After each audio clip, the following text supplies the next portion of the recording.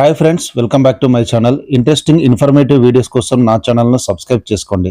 రైతులకు కీలక అప్డేట్. కొంతకాలంగా వేచి చూస్తున్న రైతు భరోసా నిధుల విడుదలపై స్పష్టత వచ్చింది. సంక్రాంతి సమయంలోనే రైతుల ఖాతాల్లో రైతు భరోసా నిధులు విడుదల చేస్తామని తొలుత భావించారు. అయితే అమలు కాలేదు. ఇదే సమయంలో మున్సిపల్ ఎన్నికల షెడ్యూల్ విడుదలకు రంగం సిద్ధం అవుతోంది.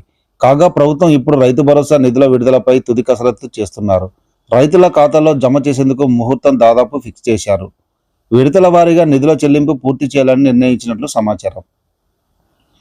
రైతు భరోసా నిధుల విడుదలపై ఎట్టకేలకు స్పష్టత వచ్చింది. రైతులకు సంక్రాంతి సమయంలోనే రైతు భరోసా నిధులు జమ చేస్తారని తొలుత భావించారు. అయితే ఇప్పుడు కొత్త అప్డేట్ అందుతోంది. అదే సమయంలో రైతు భరోసా అమలు అర్హతపైన ప్రభుత్వం కీలక నిర్ణయం తీసుకుంది. ఇప్పటి వరకు పథకం అందుకుంటున్న లబ్ధిదారుల్లో తాజా అర్హతల మేర కోత విధించారు. జనవరి 26 నుంచి రైతుల ఖాతాల్లో నిధులను జమ చేసే అవకాశం ఉందని తెలుస్తోంది. పంట సాగు చేస్తున్న భూములకు మాత్రమే ఈ పథకం వర్తింపజేయాలని ప్రభుత్వం డిసైడ్ అయ్యింది. అందులో భాగంగా శాటిలైట్ సర్వే ఆధారంగా పంట భూములను గుర్తిస్తోంది. దీనికి సంబంధించిన తుది నివేదిక ప్రభుత్వానికి అందాల్సి ఉంది. దీంతో రైతు భరోసా నిధులు సంక్రాంతికి విడుదల చేసే అవకాశాలు లేవని తెలుస్తోంది. దీనికి సంబంధించి తాజాగా రాష్ట్ర రైతు కమిషన్ చైర్మన్ ముడిరెడ్డి కోమటిరెడ్డి స్పష్టత ఇచ్చారు.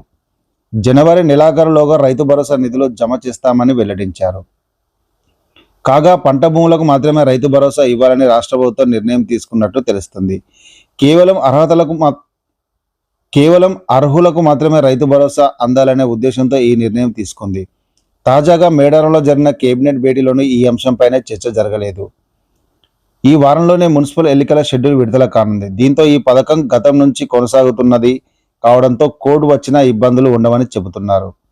గత ప్రభుత్వం అన్ని భూములకు రైతు భరోసా ఇచ్చిందని, తమ ప్రభుత్వం కేవలం రైతులకు మాత్రమే ప్రయోజనం చేకూర్చేలా నిర్ణయం తీసుకున్నట్లు మంత్రులు చెబుతున్నారు.